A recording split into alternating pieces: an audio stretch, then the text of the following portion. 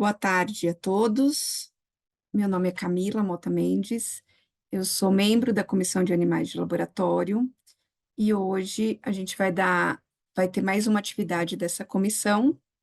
Gostaria de agradecer a todos pela participação e, dando início nas atividades, vou começar com a apresentação das nossas duas palestrantes.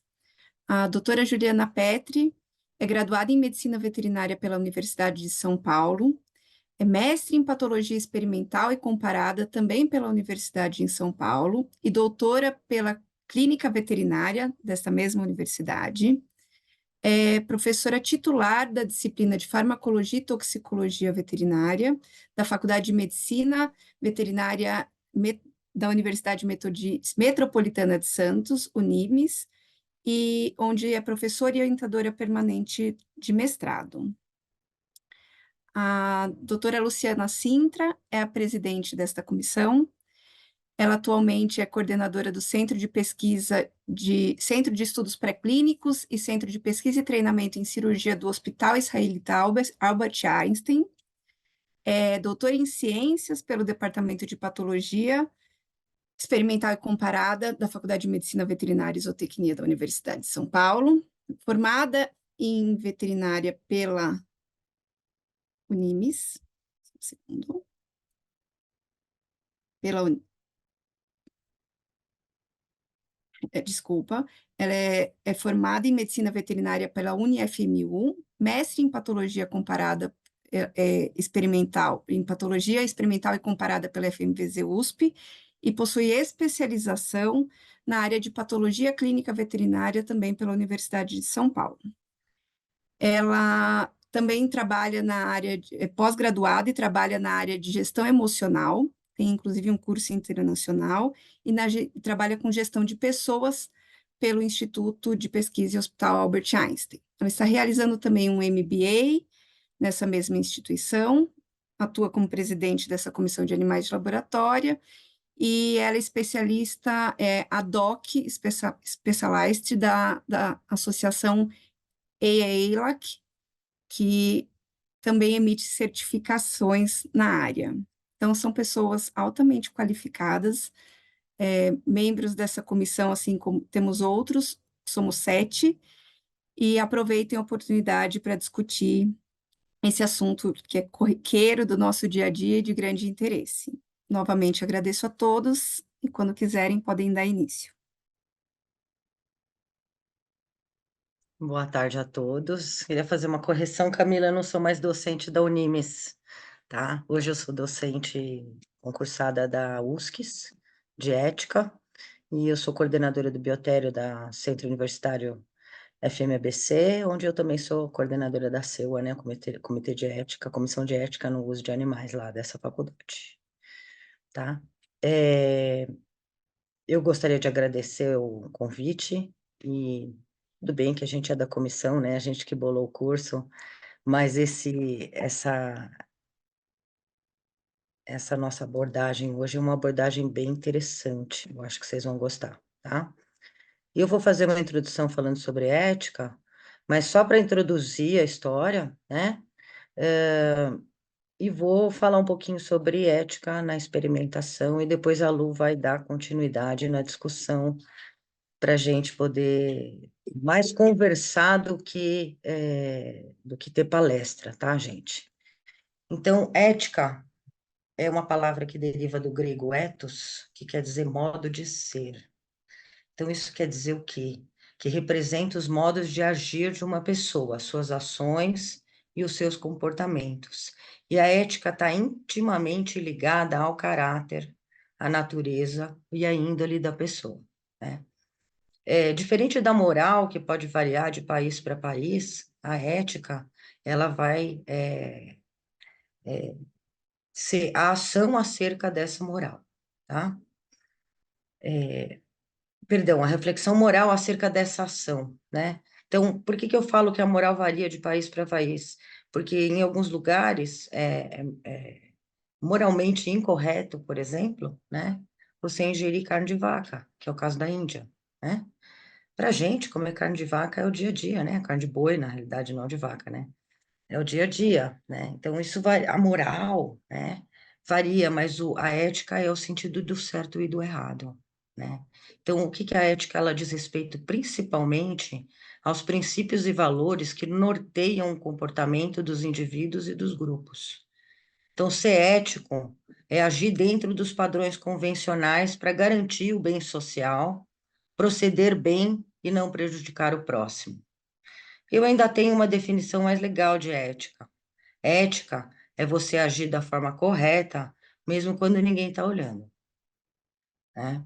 Eu acho que isso já, né? E isso está intimamente ligado com o caráter e com a índole da pessoa, né? Então, se a pessoa sabe que ela tem que fazer aquilo, mesmo que não esteja ninguém olhando, ela vai fazer, né? Então, isso é ter ética, tá? Então, vou falar um pouquinho também sobre o nosso código, né? Passa para mim o próximo, por favor, que é o Código de Ética do Médico Veterinário, e eu só vou falar disso, tá, gente? Pelo amor de Deus. É o Código do Conselho Federal, e são 5 princípios fundamentais, né? Exercer a profissão com o máximo de zelo e melhor de sua capacidade, denunciar às autoridades competentes qualquer forma de agressão aos animais e ao seu ambiente, e aí entra um dos nossos questionamentos hoje, tá? Empenhar-se na melhor e melhorar as condições de saúde animal e humana e os padrões de serviços médicos veterinários, no exercício profissional, usar procedimentos humanitários para evitar sofrimento e dor ao animal. Então, esse quarto também, né, vai ser discutido hoje. E defender a dignidade profissional, quer seja por remuneração condigna, por respeito à legislação vigente, ou por condições de trabalho compatíveis com o exercício ético profissional da medicina veterinária em relação ao seu aprimoramento científico, né? Então, a gente tem o Código de Ética do médico veterinário, do âmbito federal, né, já com esses 5 princípios que nós somos obrigados a respeitar, né?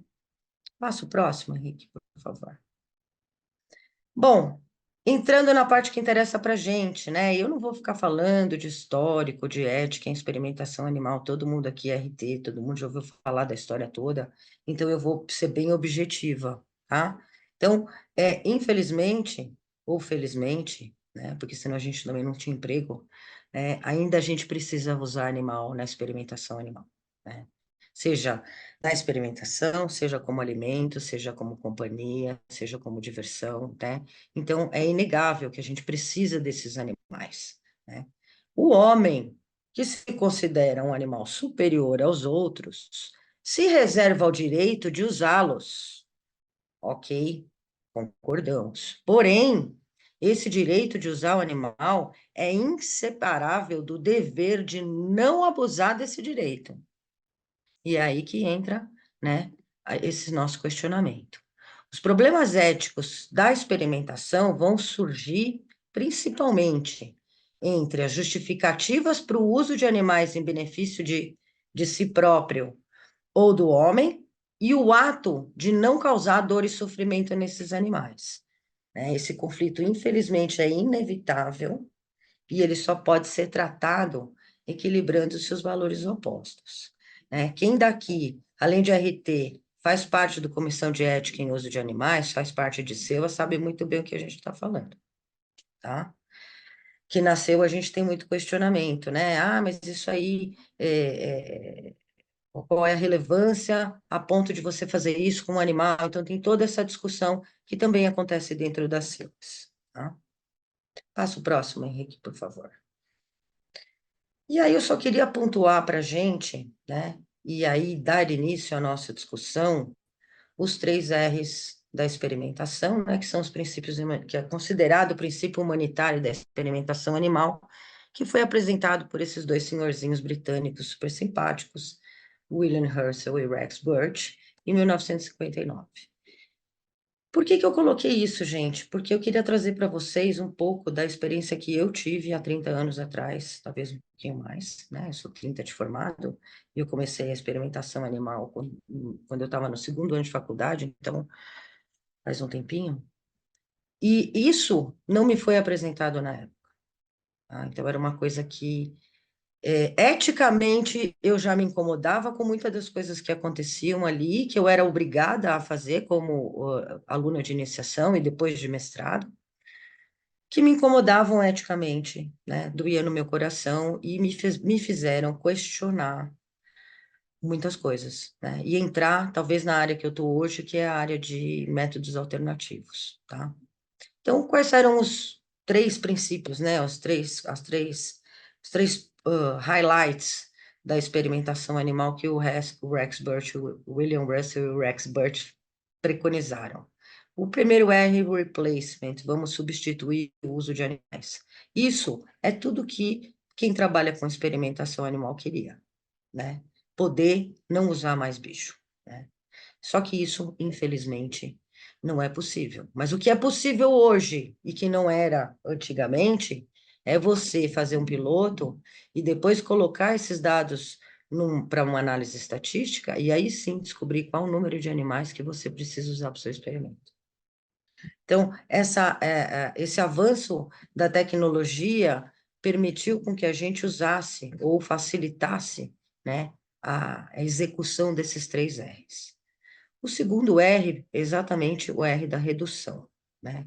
E aí, redução significa vamos reduzir o número de experimentos que envolvam animais, sempre que possível, e principalmente vamos reduzir ao máximo o número de animais que a gente vai usar no experimento. Quando eu estava fazendo iniciação científica, lá em 1992, o meu N experimental, gente, era 30 ratos por grupo. E não era necessário 30. Hoje a gente sabe disso, tá? Mas não era mais necessário usar 30. E eu falava, gente, não era, o problema não era o trabalho de ir lá medicar os animais, porque isso fazia parte do trabalho, mas me incomodava que no final eu ia ter que sacrificar aqueles 30 vezes 4 ou vezes 6, dependendo do número de grupos experimentais que eu tinha, tá?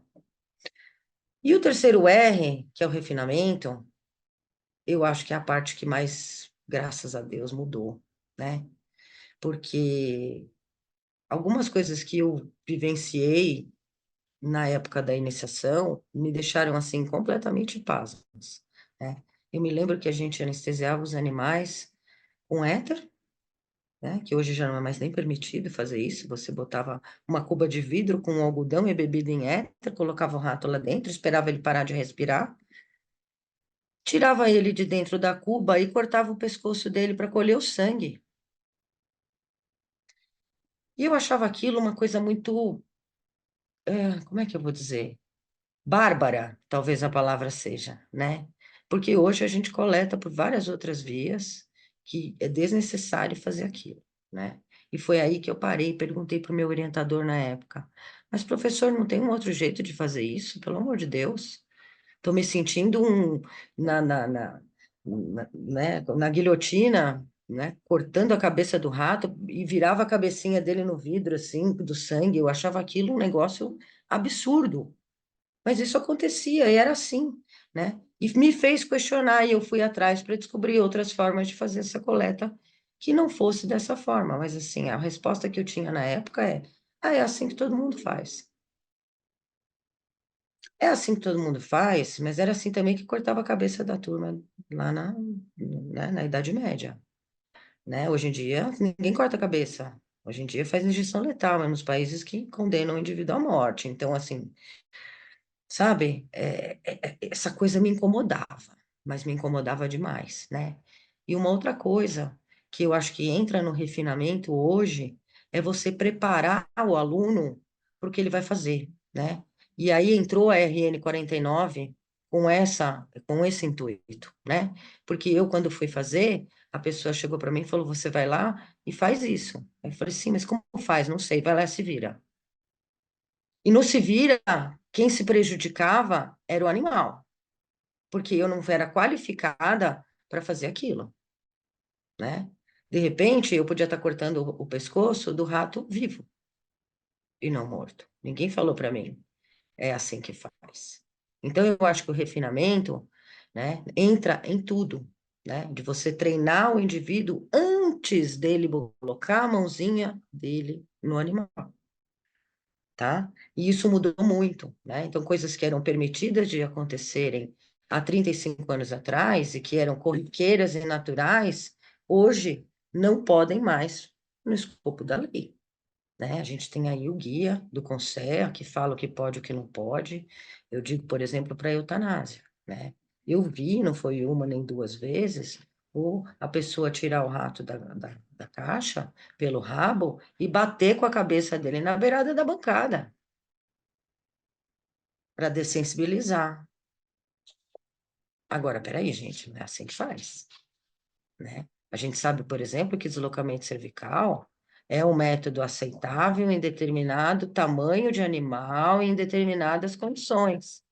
Mas isso hoje. Por isso que eu quis pontuar esses 3 Rs que já estavam aí, né, na vigência desde 1959 e deram início a várias obras de questionamento quanto à ética da experimentação animal, mas que aqui, né, há 30 anos atrás, não acontecia. Eu não sei se a Luciana tem essa mesma experiência, talvez um pouco menos, que ela é mais nova que eu, né? Mas, assim, eu vi acontecerem coisas que não podiam acontecer, né? Hoje seriam absurdas, seriam situações passíveis de denúncia, tá?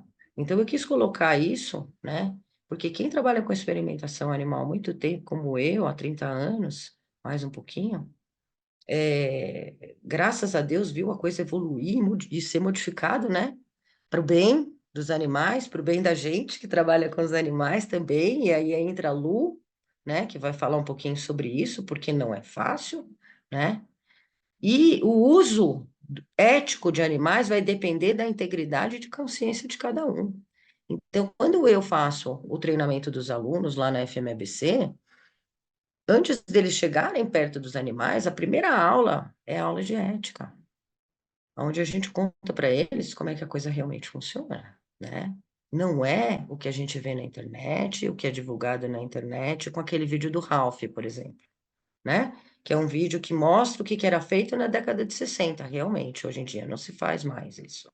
Mas é veiculado como se a gente continuasse fazendo, o que é muito errado, né? Então eu já começo esclarecendo isso. E depois a gente tem que ensinar o aluno, né, que o animal não é mais um tubo de ensaio, né? Antigamente, o animal era considerado um meio de fazer experimento, era um reagente. Hoje, o animal perdeu essa função e ele é protagonista da pesquisa. Com muito orgulho, ele é protagonista da pesquisa, porque a gente está lá para garantir o bem-estar deles, né? A gente, eu digo eu como coordenadora de biotério, né? E coordenadora da SEUA também, tá? Então, existem situações na rotina da gente que são situações que causam conflito, né? E aí a nossa amiga Lu colocou éticos e não éticos, e aí eu vou dar o gancho para ela, né? Em alguns conflitos, não é que não são éticos, porque são permitidos e são passíveis de serem feitos, porém, mexem com a cabeça da gente, tá? Então, um dos exemplos aconteceu comigo recentemente, eu tive que descartar umas 10 caixas de animais, né? 10 caixas de rato, porque a gente vai precisar parar o biotério para fazer reforma e é necessário fazer o descarte dos animais que não vão ser mais utilizados. Então, são 50 animais que eu sacrifiquei. Era necessário, a eutanásia foi feita da forma ética, né? Lá a gente usa anestésico, overdose anestésica, né? A gente não usa mais câmara de CO2. Então, fiz a overdose anestésica nos 50 animais, bonitinho. Só que a hora que eu saí do biotério, eu estava em petição de miséria. E é psicologicamente, porque eu sacrifiquei 50 animais, né? Saudáveis. E eu botei isso na minha conta lá no céu, entendeu? E é uma coisa que me incomoda. E eu acho que é por isso que eu e a Lu bolamos essa aula, para a gente compartilhar um pouco dessas nossas angústias, tá? Eu acho que o meu acabou. Henrique, passa o próximo, por favor. Show. Ju, perfeito. E eu vou complementar tudo que você falou, porque eu acho que é exatamente isso, né? o valor ético ele é muito espiritual, né? De como são os nossos valores pessoais. Então ele vem desde o que a Ju falou dos princípios éticos, dos 3 R's, mas também ele está somado aos nossos valores como pessoas. Então, quando a gente quer ser um veterinário, o que a gente quer é cuidar dos animais. E acho que todo mundo que trabalha na área de experimentação animal, o que mais quer é fazer o bem, né, para que aquele projeto dê certo e o animal sofra o menos possível. Então, a ética é sobre os princípios morais, tudo isso do que é certo e errado, determinado na nossa sociedade com os nossos valores. E eles orientam como a gente pensa e como a gente age nesse mundo, né? Sendo em benefício próprio das outras pessoas ou dos animais. Então, um exemplo de ética é a gente enxergar que tem valor a pesquisa e se importar com os animais. Então, eu coloco isso como uma ética. E como é difícil, né, tudo isso na nossa convivência. A gente estava contando as histórias, eu já fico até me sentindo emocionada, porque é como é difícil a gente ter o discernimento ético, né, e o pensamento crítico das decisões que a gente vai tomar dentro da nossa profissão. Porque tudo isso pode impactar no bem-estar do animal, né, e a gente não quer isso. Então, o que a gente mais quer é pensar que a gente está fazendo o bem, né, para todos eles. Então, fica uma reflexão aí do discernimento ético do que a gente na nossa profissão hoje, que é a reflexão sobre o uso desses animais, que é muito o que a Ju colocou. E às vezes a gente precisa fazer ações de que a gente vai contra a nossa ética, e quanto isso nos abala, né? Que é eutanasiar um animal saudável. E eu vou contar até um caso meu, porque eu não tinha nem preparado isso, Ju, mas eu já fui pegando seu gancho. Que é, eu julguei muito uma pesquisadora, porque a gente criava os animais para ela e a gente precisava eutanasiar os animais que não tinham genética. E para mim, logo que eu comecei, isso era um absurdo. Eu não queria eutanasiar vários animais. E aí a gente começa a julgar as pessoas também. Eu considerava alguns pesquisadores como, eles não têm ética. E aí, quando a gente vai entendendo, né, um pouquinho, e criando consciência das coisas, a gente começa a perceber também o que é ético e não ético, né, que é isso que você estava falando, né, Ju, que às vezes é necessário fazer algumas coisas, né, se você tiver um projeto que envolve dor, vai ter dor no animal, né? Então, às vezes, algumas coisas a gente precisa ter consciência ética, e eu acho que o comitê de ética é isso, é filtrar a ética, né, dentro das experimentações, ter o discernimento ético, dizer se aquilo pode ou não pode ser feito, e conscientizar todos que estão nessa experimentação do qual o impacto é positivo e negativo, né, dentro dessa experimentação. Então, a consciência ética, ela tem muito a ver com a gente buscar sempre promover a melhor prática e o melhor cuidado desse animal, sendo que a gente sabe que vai ter impacto positivo ou negativo dentro de tudo isso, né? E passa para mim, Henrique, a próxima. E eu coloquei uma frase aí do Dalai Lama, né? Eu falei para a Ju que eu ia levar um pouco para o lado espiritual.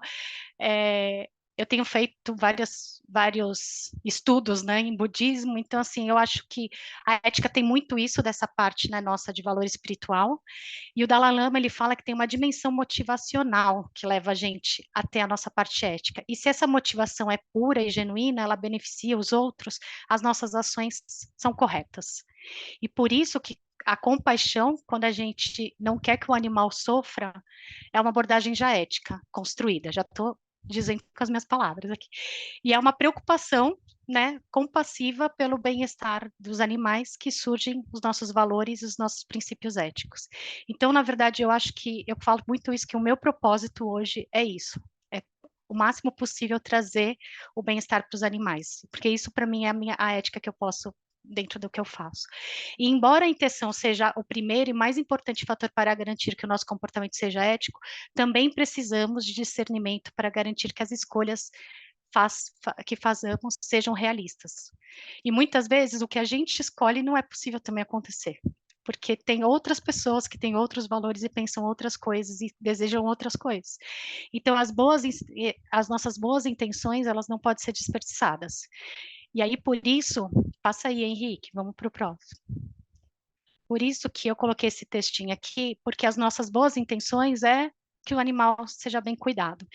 E esse trecho eu acho muito bonito, é de uma aula que eu peguei de um curso que eu fiz que chama-se Learning, que é para crianças, e é uma historinha. Então, assim, um jovem foi para um pequeno povoado na África do Sul como voluntário em um programa para ajudar os países do chamado Terceiro Mundo. Ele se dispôs a dar aulas de ginástica. Certo dia levou uma caixa de guloseimas e convidou seus jovens alunos a disputar uma corrida. Assinalou uma árvore que estava a pouco mais de 100 metros e disse: "Estão vendo aquela árvore ali? Vou contar. 1, 2, 3. E vocês começarão a correr na direção dela. Quem chegar primeiro ganha os doces." Dito e feito, os jovens se alinharam e, finalizada a contagem, deram-se as mãos e correram juntos, porque eles queriam dividir o prêmio. E eu acho que é isso que a gente precisa na experimentação, né? Ju, já estou levando para um lado que eu acho que é a gente tem a nossa parte ética, mas o quanto a gente precisa entender todos dentro da experimentação, né? Eu comecei com um julgamento e eu descobri que nem todos são tão ruins assim quanto a gente julga. Então, acho que se a gente se der a mão e entender, né, como a gente pode colaborar, talvez isso seja melhor também para os animais, né? Passa aí, Henrique, para a próxima, deixa eu ver se é a próxima.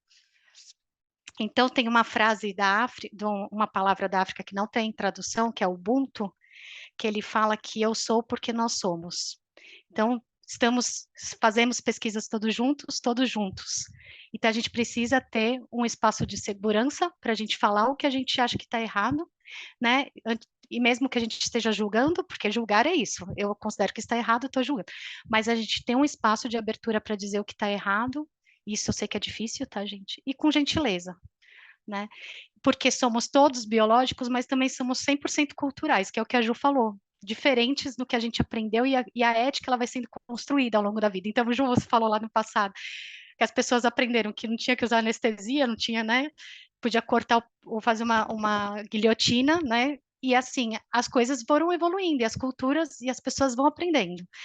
Então, a democratização é isso, é as nossas relações interpessoais, institucionais e culturais com conflitos. Então, a gente só consegue democratizar se o conflito acontecer.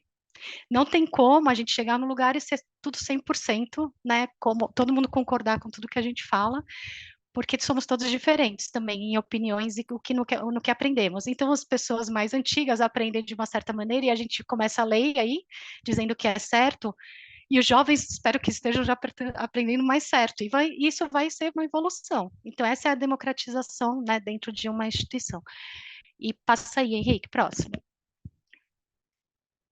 Então, o conflito existe, não tem como. Todo lugar vai ter conflito. A gente não consegue não ter conflito. O que não pode ter é confronto. E o confronto é quando um quer ganhar, só um quer ganhar, e o outro vai perder. E eu acho que dessa maneira a gente não consegue, né, o que a gente quer. Se a gente quiser sempre ganhar e a gente não tentar entender todos os aspectos, a gente não vai resolver as coisas, é isso. Então, o conflito a gente tem que lidar. O confronto a gente tem que evitar, a gente não vai ganhar 100%, né, e talvez entender um ao lado do outro. E como, vamos lá, próximo, Henrique. E como que a gente vai fazer isso? Quando a gente entrar numa situação de conflito, a gente, na verdade, quando algo acontece que a gente não gosta dentro, por exemplo, da experimentação animal, o que a gente precisa primeiro é perceber o porquê que aquilo abalou a minha ética. Então, a primeira coisa, por que aquilo abalou na minha ética? E pode ser porque eu considero maus tratos, um exemplo. E eu vou tentar ter atenção plena de como eu vou lidar com essa situação e como eu vou buscar responder a isso. E às vezes a gente responde sem pensar e de uma maneira errônea e não leva a nada, porque essa pessoa só vai ficar com raiva e a gente não ensinou nada para outra pessoa, né? Isso tem sido meu compromisso, tá, gente, dentro dos conflitos, de mostrar o porquê que eu acho que aquilo está errado, né, de uma maneira que seja com maior atenção, enxergando as expectativas da outra pessoa também, porque às vezes a gente também não sabe o que está acontecendo do outro lado. E às vezes também as coisas acontecem porque a outra pessoa também não sabe. Então eu tenho visto que às vezes eu arrumo um conflito no meu trabalho e quando eu vou entender o lado da outra pessoa, a outra pessoa não sabia que tinha essa lei, não sabia que era esse era o procedimento certo. Então, quanto é importante a gente que está muitos anos e que já está dentro da área continuar estudando e tentar entender como que a gente vai passar tudo isso, né, para as pessoas que trabalham com os animais. Então a gente fica aí esse desenho que é vamos criar um espaço entre o que aconteceu de antiético, que a gente considerou antiético, e como a gente vai responder a isso, né? Tentando entender tudo que está ao nosso redor. Pode passar o próximo, Henrique. E uma outra maneira, então, quando a gente consegue parar e refletir, é entender o outro lado. E muitas vezes acontece, a gente começa com um conflito ético na eu considerei que aquele pesquisador faz maus tratos com os animais, por exemplo. Ou eu acho que ele não gosta dos bichos, né? A gente fala E aí, de repente, quando a gente vai escutar outro lado, não é bem assim, né? Então, eu mesma tenho um exemplo de uma pesquisadora que eu julgava, e teve um dia que eu liguei para ela e falei assim: então, tem um camundongo que está aqui no nosso biotério há mais ou menos um ano. Até quando, olha o jeito que eu falei com ela, gente, até quando você vai deixar esse camundongo aqui? Porque ele já tem um ano de idade. O que você vai fazer alguma coisa com ele? E ela me respondeu assim: Ô Lu, e olha, eu considerava ela antiética.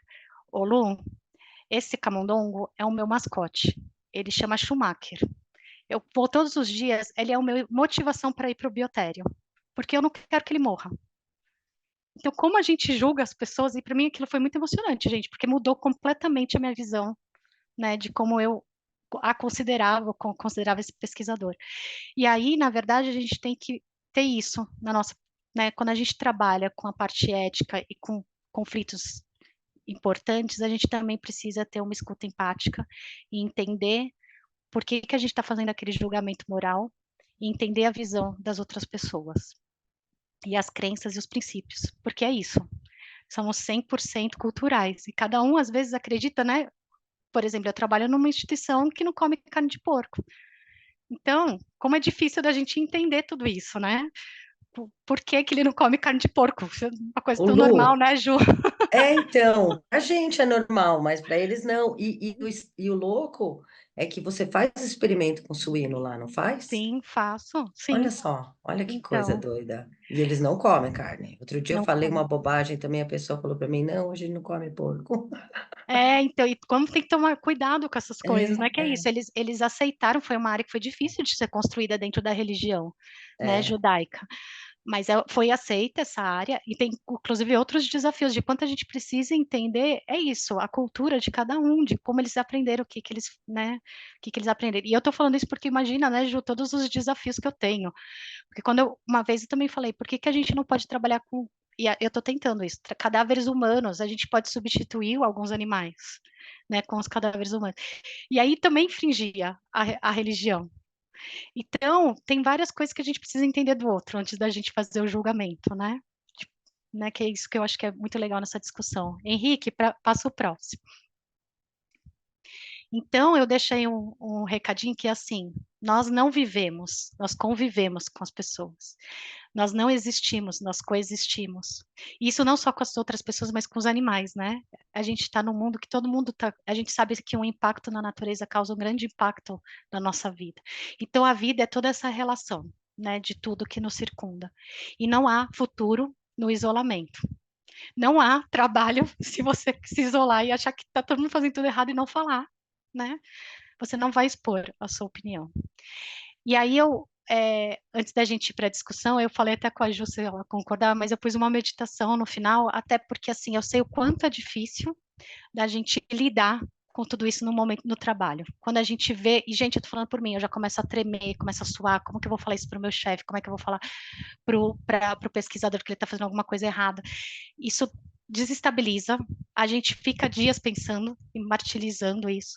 Então, a gente vai disponibilizar, né, Ju, a apresentação, então fica um último slide aí para vocês treinarem quando acontecer isso. Então, eu vou pedir para que todo mundo fique numa postura confortável, pode ser da maneira que você tiver, sentado, se quiser inclinar a cadeira, se quiser ficar de pé.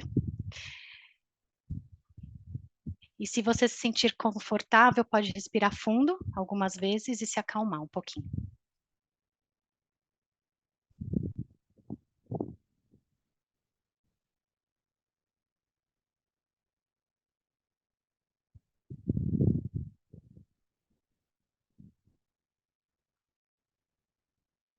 E quando a gente respira profundo, a gente pode observar como fica o nosso corpo, né? Mais relaxado.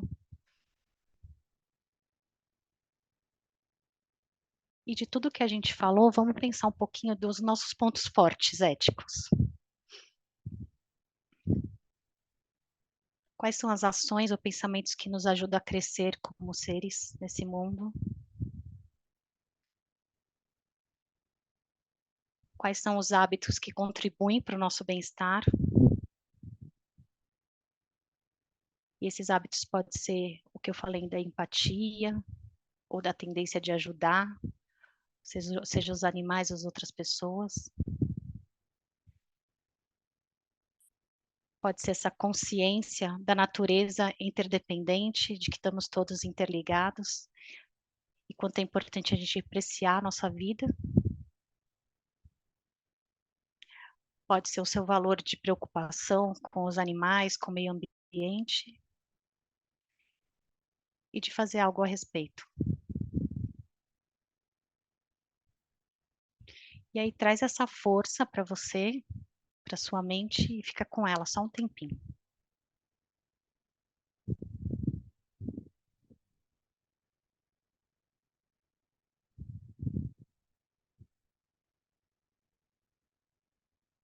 E só percebe como você se sente quando a gente tem certeza do que é importante para a gente.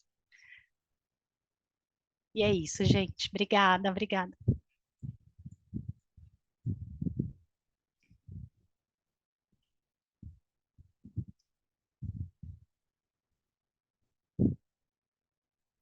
Hoje, o que você achou? Ninguém pode falar, né? Eu gosto de saber o que achou. Você, Cá, que gostou Eu da tô aqui, meditação?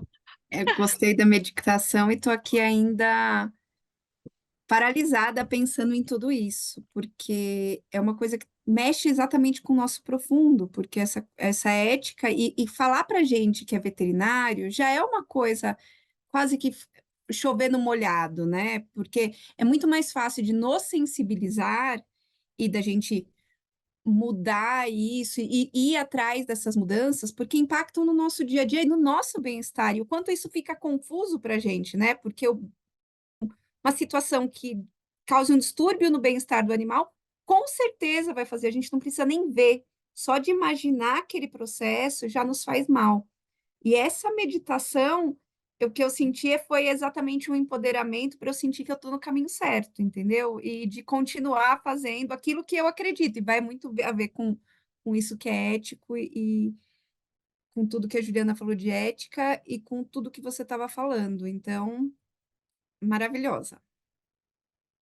É, eu Bom, queria. eu sou fã da Luciana, entendeu? Então, assim, a gente já se cruzou em outros cursos, assim, porque eu vou ser bem sincero para vocês. A gente que trabalha com animal tem muito problema com fadiga de compaixão, né? E isso é uma coisa que, quando eu comecei a trabalhar na área, me incomodava muito mais. Não estou falando que eu deixei de ter compaixão pelos animais, mas eu deixei de que o fato de eu ter que fazer o que eu fiz, né, de eutanásia em animais saudáveis, porque passou do peso, me abalasse da forma que me abalava no início da minha carreira, entendeu? Então, hoje eu me preparo psicologicamente, eu também tenho uma crença espiritual, então eu peço licença para fazer o meu trabalho, eu sou espírita, então faz parte da vida, né? Mas eu tenho todo um preparo para não sofrer como eu sofria no início da minha carreira. E a Lu faz um trabalho muito legal disso, né? Quando ela falou essa meditação, eu lembrei diretamente, eu faço terapia, meu terapeuta é gestaltiano e ele me ensinou a fazer uma meditação dessa. Então, tem dia que eu chego na faculdade, antes de entrar no biotério e começar a resolver os BOs, né? Porque o que a Luciana falou, conflito a gente tem todo dia, né? E o importante é resolver para não chegar no confronto, né? Eu faço essas 5 minutos de meditação, de respiração, para poder entrar plena, né? Para poder resolver com serenidade todos os conflitos que vão surgir todo dia, não tem jeito, né? Então, achei super legal, Lu. E eu E, também sou sua fã, Ju. Eu falei para a Ju que ela tinha que falar sobre ética, que eu acho que ela é um máximo falando sobre ética. E eu adorei também os slides, e eu acho que é um pouquinho de tudo isso, né? É exatamente isso, né, Ju? Eu também, eu falo, parece que é fácil, né, para mim, mas eu também, a meditação foi uma maneira que eu encontrei de me equilibrar. E, gente, para mim Exato. é muito difícil, às vezes, falar com o meu chefe de um problema. Eu tenho que respirar muito, né, marcar uma reunião, eu sei que eu tenho que vai naquela agenda tripulada para falar de uma coisa, ó, eu não concordei, e às vezes fica parecendo que é picuinha, né, tem um monte de coisa que você passa na sua cabeça. Então, para mim, o que me ajuda é parar, né, respirar e como que eu vou levar isso, né? Eu acho que é isso de criar essa consciência de como eu vou falar sobre esse assunto. E às vezes não é perfeito, né? Não dá, né, Cá, de falar, não é perfeito. A gente pode chegar lá, falar e não dá certo.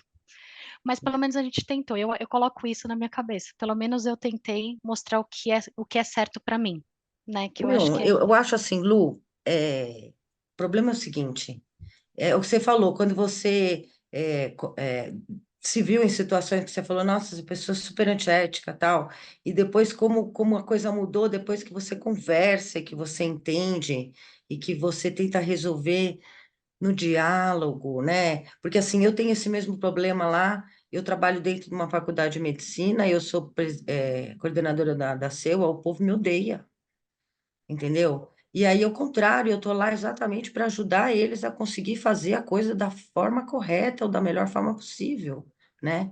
E a gente, infelizmente, ainda é visto como ruim, né? Quando na realidade a gente está lá para ajudar, né? Tem uma pergunta aqui, foi você, Camis, que fez? Foi eu que fiz. Tá, Porque eu acho que é o bem do que a segredo. gente estava falando, de como é esse segredo do ir para um lado e nem ser do outro, porque o nosso papel de RT ali, a gente está para representar os animais. Então, a gente Exato. tem que ser o chato, o que está É, contrariando tudo do normal. Então, o meu conflito interno foi aceitar de que esse é o meu papel. Então, se eu for chamada de chata, é paciência, né? É isso que eu escolhi fazer, essa foi a minha opção. E eu já não me ofendo, não, não cara. deixar, Eu sou não chata deixar. mesmo, tudo bem. É exatamente isso que tem que fazer, porque e é esse o nosso papel, e talvez a coisa vai mudando e que quem não se encaixa não pode se propor a isso, porque não Exato, dá para ser bonzinho, você não precisa brigar. Isso eu também fui aprendendo com o tempo. Quando a gente briga, é, vira do avesso e a pessoa também fica não receptiva ao que a gente falar. Então, exatamente. não que a gente vai ser perfeito e às vezes não se exalte, porque depende de como a pessoa está recebendo, É, mas tentar lidar com uma certa cautela e mostrar, a gente precisa pensar, meditar 10 vezes em como vai falar isso mesmo, de uma forma bem objetiva, entender no outro lado, propondo uma coisa intermediária, e lá no final depois a coisa vai, né? é, é isso mesmo. Agora, o que eu acho importante, né, é, é informação, é conversa, né? E eu acho que isso que falta lá na nossa faculdade, são vários departamentos que utilizam o Biotério Central, né? E sempre que eles pensam em fazer alguma coisa, eles já vêm conversar, já vêm falar, olha, o que que você acha? Então, assim, sempre que eu posso, eu auxilio no delineamento experimental deles, né? Que é super legal, que é uma coisa que eu queria muito ter alguém que me ajudasse na minha época, sabe? Falou, olha, isso você não pode fazer, mas você pode fazer dessa forma, né? Vamos adaptar aqui. E aí, inclusive, quando vai para o comitê de ética, já está até mais redondinho, né? Não fica indo e voltando, indo e voltando.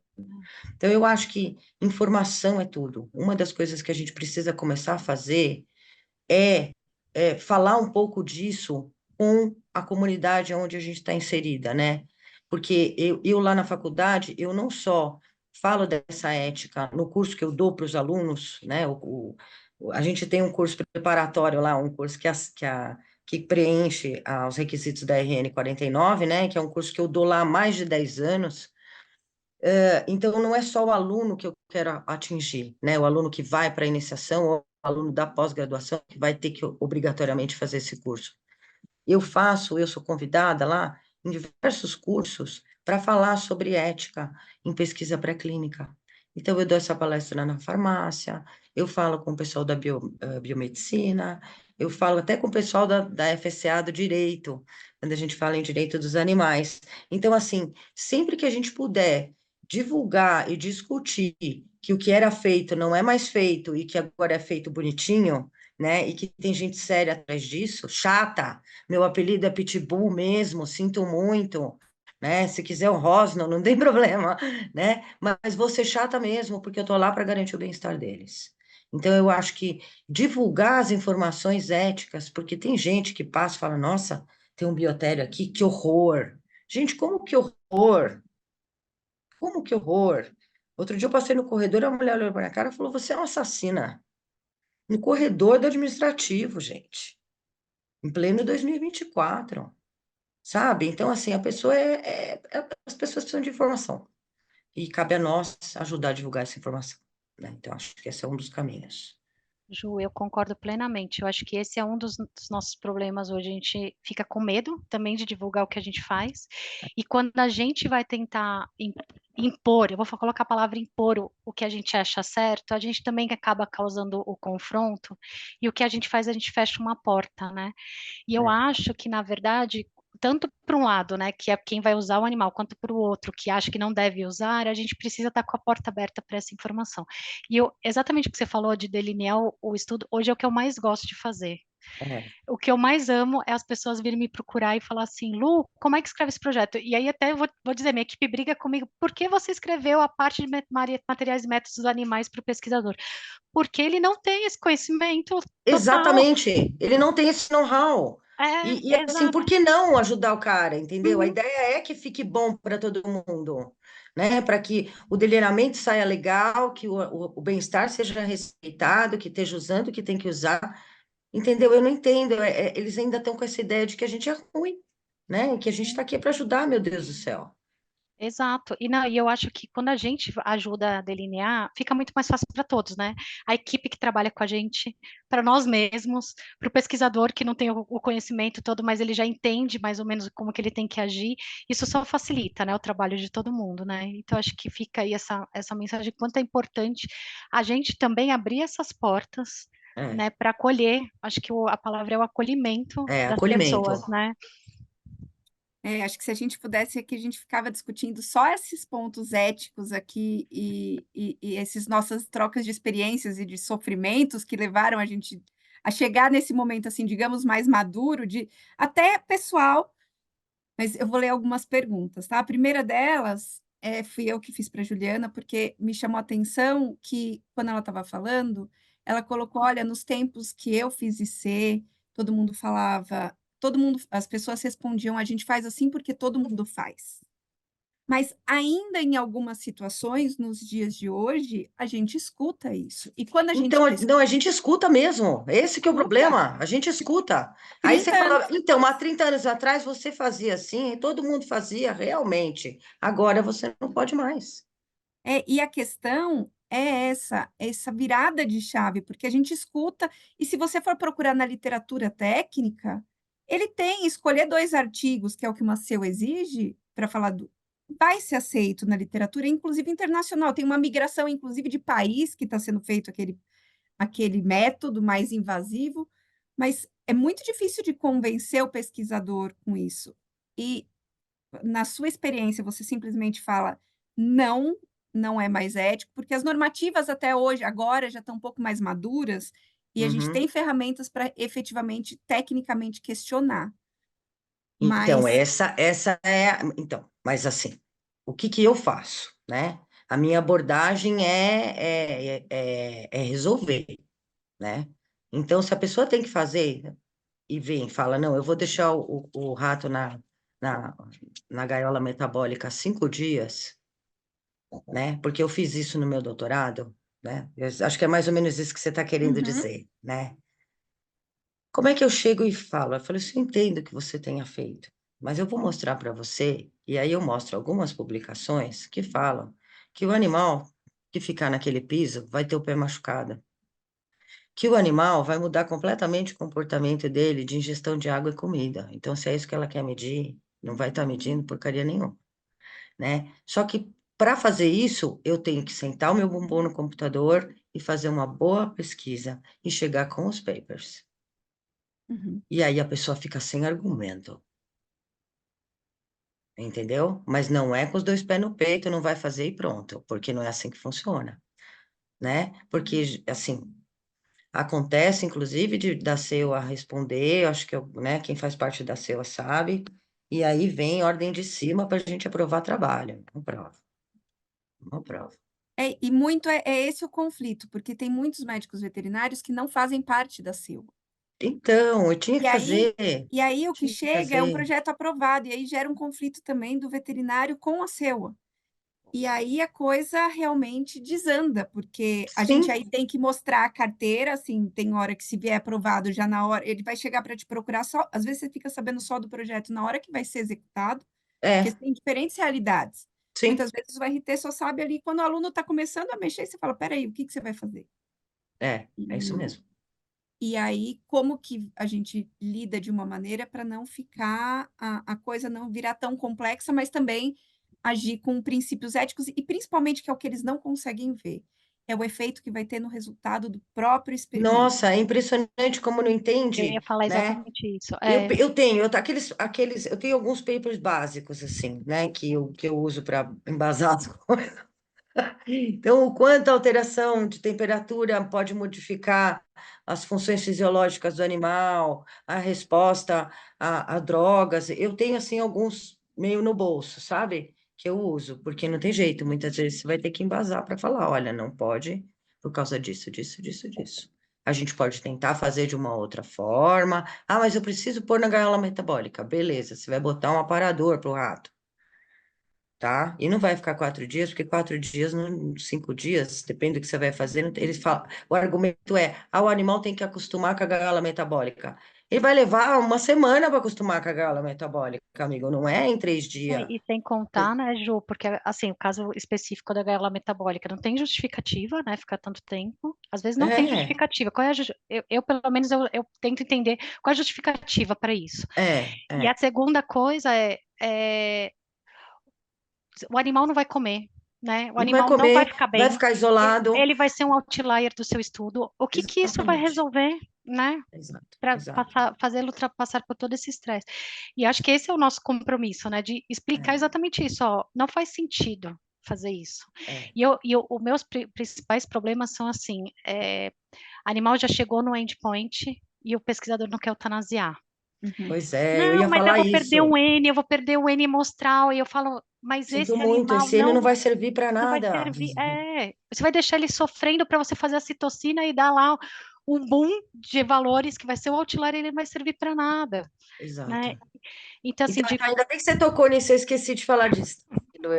Pode terminar aqui, depois não, e é exatamente isso. Como a gente, é a nossa função mostrar o lado de. Eu entendo por que que você está preocupado, né? Ah, não, mas eu gastei. E o meu caso, às vezes, são projetos de alta complexidade. Então, assim, fiz um infarto. Vou dar um exemplo do que a gente está fazendo agora. Fiz um infarto no porco e estou aplicando uma medicação intracardíaca que custa bastante caro. E aí o pesquisador fala: eu não posso perder. A medicação custa caro e eu já fiz uma cirurgia. E aí eu falo, então, mas esse animal não está bem para o seu N. Ele vai ele não. ser o quê? Ele vai dar um resultado negativo que você não quer. Você quer, Exatamente. você quer isso para sua pesquisa? Então vamos justificar a mortalidade desse animal com eutanásia do que você ter um resultado que não vai ser o compatível com o que você está esperando, né? Exato, exato. Isso é Ah, uma coisa também que mudou muito e que eu acho muito legal hoje. Eu, Camila, diferentemente de você, eu não tenho esse conflito, porque eu sou coordenadora do Biotério, eu não sou RT, a RT é a doutora Adriana Almeida, que a gente trabalha super bem juntas, então estamos direto juntas, mas eu sou coordenadora da CEUA, então facilita muito a coisa para mim, uhum. entendeu? Mas eu imagino a tua situação em que o cara chega com o projeto aprovado pela CEUA e tem algum questionamento. Eu acho que nesse caso, né, você perguntou o que podia fazer, eu acho que teria que entrar em contato com a CEUA, Uhum.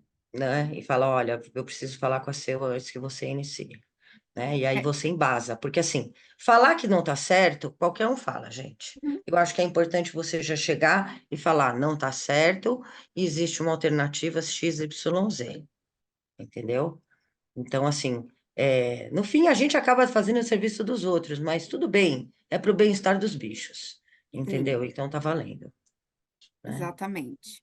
E essa O- história do endpoint, antigamente, não podia, os caras não deixavam a gente sacrificar o bicho, né? Eu me lembro, deixava o bicho morrer, tumor de Ehrlich, meu, quando pega a cavidade abdominal, que o animal começa a fazer ascite, desculpa, não dá nem para colher sangue desse animal, você vai deixar o bicho morrer, né? Então, assim, e antigamente deixava, hoje em dia, qualquer experimento de tumor que tem lá no nosso biotério, a gente faz a aplicação lá da tabela de bem-estar, do Uhum. NC3R.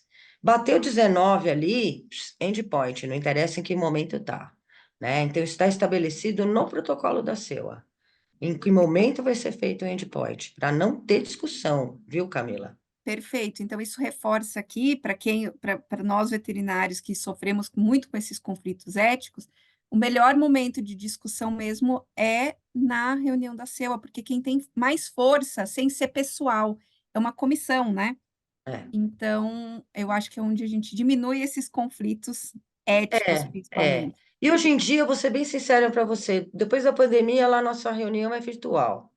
Entendeu? Então, assim, é obrigado ter um médico veterinário. Eu não sei quem é que está na SEUA, né? Na nossa SEUA, tanto eu quanto a RT fazemos parte, né? Porque faz a obrigação da gente é participar exatamente para garantir a ética. Vamos e venhamos, que a gente, nós como médicas veterinárias, né? Ou como médicos veterinários, somos as pessoas que temos condições de avaliar se a analgesia vai estar boa, se o animal vai estar sob estresse, diferente, por exemplo, sei lá, de um fisioterapeuta, eu diria, faz, né, nós temos lá biomédico, fisioterapeuta, médico na comissão, né, e farmacêutico, mas precisa ter o veterinário na SEUA, gente. E se Mas for, o que a gente vê na realidade, nos grupos de discussão, é que às vezes o veterinário ele é impedido politicamente de fazer parte da SEUA. E também até acontece, Juliana, de que, por exemplo, eles vão colocando muitos membros, e eu fiz um questionamento para o Conselho esses dias, porque, teoricamente, tem uma composição de 4 membros básicos, né? Biólogo, biomédico, representante dos professores da SPA. isso, Só que aí, para dividir o trabalho, acaba inteirando um monte de gente, mas quem determina o peso de cada voto é o regimento interno. exatamente. Então, o que vai acontecendo é que o voto do veterinário e da Sociedade de Proteção Animal vai sendo aí diluído e fica mais sob essa influência da política. Então, aí a gente tem mais um ponto de discussão de conflito aí ético. Porque realmente cada SEUA tem o seu regimento, né? A nossa SEUA tem esses 4 básicos e tem mais professor, mas não são muitos. Por quê? Porque normalmente a gente quer todos os membros da SEUA na reunião, pelo menos os titulares, né? E depois para votar você tem que ter quórum mínimo. É, Né? E Né? eu ia falar, Cá, até disso de conflito dentro do próprio SEUA, mas o quanto a gente também precisa, não sei, eu não sei como é que seria essa escuta, né? Mas assim, o quanto é importante a gente também expor o nosso conhecimento, né? Já aconteceu, eu faço parte do SEUA também, e já aconteceu de um projeto começar e a gente chegar à conclusão que aquele protocolo de anestesia não era o mais adequado, quando o projeto já estava acontecendo. Então, o que eu faço, eu devolvo para o SEUA, ó, a gente começou, não é esse protocolo não está adequado. Então, eu vou mandar uma emenda para revisão. E aí, como precisa ter essa conversa muito bem clara, né, de que às vezes uma coisa pode ser aprovada uhum. e teve de repente uma avaliação de um veterinário, mas quando chega lá não funciona muito bem, né?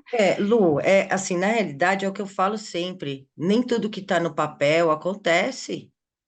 A gente tem uma crise de reprodutibilidade enorme na pesquisa, entendeu? Então, já aconteceu com a gente de projeto ser aprovado, de induzir tal coisa com tal coisa, você fazer e não acontecer nada daquilo.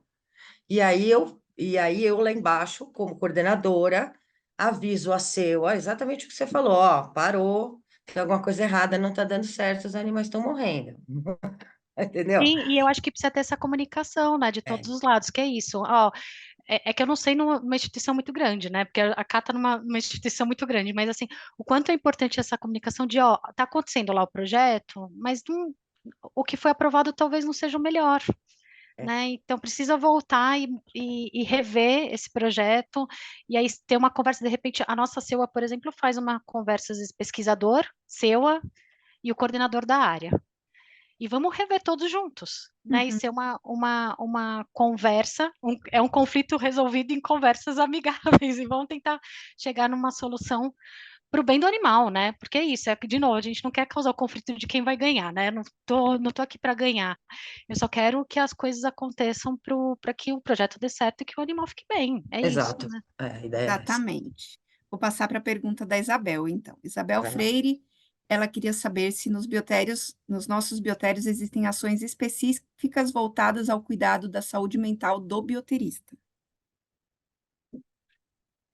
Eu vou responder que no meu não, tá? No meu, eu que corro atrás, né? E fiz o curso da Lu. O curso dela, muito bom. Né? Mas não tenho, não tem nada. Eu que tive que correr atrás, que é complicado. Agora a Lu tem Agora, como falar. eu já fiz o curso com os meus técnicos, isso no passado, tá? Logo que eu me formei em equilíbrio emocional.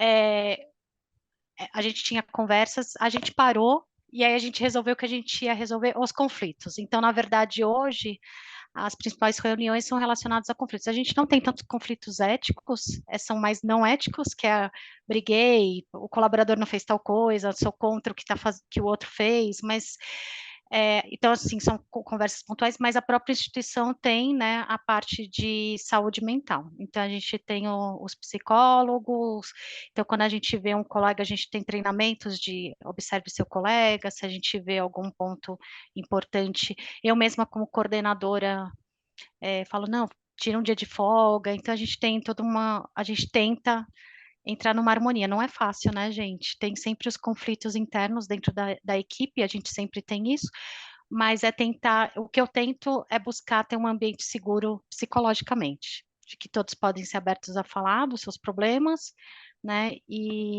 mas mesmo assim, às vezes não é 100%, tá? Então, é isso, mas aquelas palestras, Ju, já fiz com a minha equipe e tem que retomar, já fiz várias com eles também.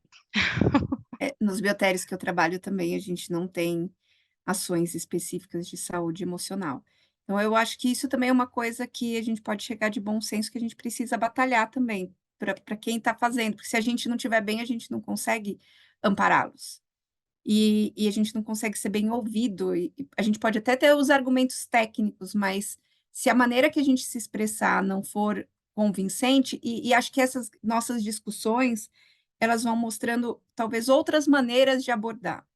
Porque aqui eu vou puxar o gancho em alguns comentários da Oriana Gonzalez, ela falou que trabalhou na área, mas que ela acha que a gente tem que ser bem objetivo e procurar novas normas de pesquisa, que hoje tem vários cursos de manejo de animais de laboratório, onde a gente aprende para manter os animais em bem-estar, e o que ela coloca aqui é que a maioria que não trabalha em pesquisa não entende sobre isso por falta de conhecimento.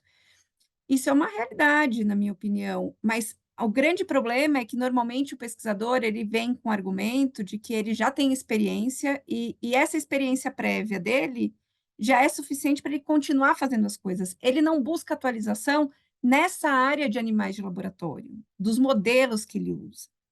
E é onde geram os conflitos, porque a gente está se atualizando e tentando cada vez a melhor coisa. Tem muito material na internet realmente disponível do que você procurar, tanto de cuidados de manutenção, de experimentação. Tem muitos vídeos, a internet facilitou muito essa comunicação e esse compartilhamento, né? Mas o pesquisador que está propondo, ele às vezes não se atualiza, ele vai para um congresso, esses dias eu usei esse argumento, eu falei, mas por que você não pode fazer uma atualização de poucas horas, e por causa da RN 49, mas você fala que não precisa porque você tem experiência, mas todo ano você vai para quantos congressos internacionais para se atualizar no assunto de seu de interesse? Então, a gente tem que se posicionar assim, e plantar as sementinhas com o aluno, isso é fácil de convencer, porque eles já estão mais mobilizados. O problema é que o orientador chega e fala, faz, e vem e briga com a gente. E é esse o ponto que a gente precisa exatamente de um apoio, eu acho que de conselho, de conselho, de instituições, para falar para os pesquisadores, alguém que seja mais alto para chegar e falar para os pesquisadores, sim, esse assunto é importante, porque a Cleide ainda coloca que essa área de animais de laboratório, ciência de animais de laboratórios, é muito recente na história da pesquisa, que a gente está evoluindo aos poucos, né? E que a gente tem que conversar e justificar de maneira legal ou científica, é uma ótima abordagem. E a gente tem que se aprimorar e compartilhar isso para que seja de uma forma menos sofrida para nós profissionais, né?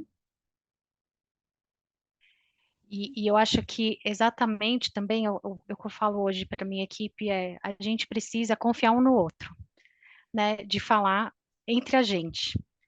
Porque eu acho que é isso da parte da parte emocional, a gente precisa criar esse ambiente seguro, né, Cá, que você está falando, às vezes você tem um problema com uma pessoa que está fora desse grupo. Então, Uhum. quanto é importante você criar esse ambiente seguro para que a gente possa lidar e definir quais serão os planos, né, com relação a isso.